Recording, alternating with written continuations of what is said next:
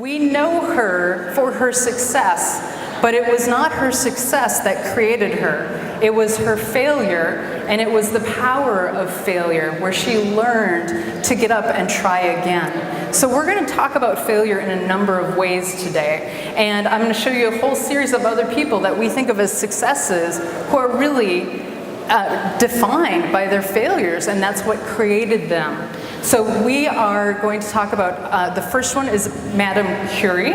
Madame Curie was a woman born in the late 1800s, and she did her work in like 1890 to 1940 or so. She discovered two periodic elements. She also created the technology for X-rays, which is amazing, but she struggled. She faced failure because she was a woman in a scientific field when it was not popular to be a woman in a scientific field. As a matter of fact, her laboratory was a broken down shed because the academy that she worked at didn't think that her work was legitimate. So she did her research in a shed with a leaky roof. And then we think of others who have faced success and failure, and they include folks like Winston Churchill. Winston Churchill was fired from his position in the ministry of Great Britain because he had a failed military attempt.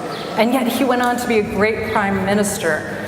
We think of Albert Einstein. Albert Einstein didn't speak till he was almost 4 years old. Didn't speak till he was almost 4 years old. And in addition to that, oh good, we've got a few slides here, we'll catch up. In addition to not speaking, his teachers told his parents they should not expect that he would go very far in life. And yet we know that he was a master of science and contributed so much to our scientific world. Then we get to Oprah Winfrey. See if we can get this. Do we have the next slide there? Oh, there we go, perfect. Oprah Winfrey. We get to Oprah Winfrey. She was fired from her first television job as a broadcaster and told she was not fit for television. Michael Jordan was cut from his high school basketball team. He went home and locked himself in his bedroom and he cried. If you can imagine the greatness there and the rejection that he faced. We get to Jay-Z. Where are my folks from Jamaica? Yeah, excellent. Jay-Z's roots, his family comes from Jamaica. He sold CDs out of his car because he was not having success.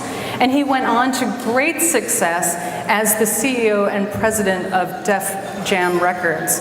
But we know that these failures shaped them. They changed who they were.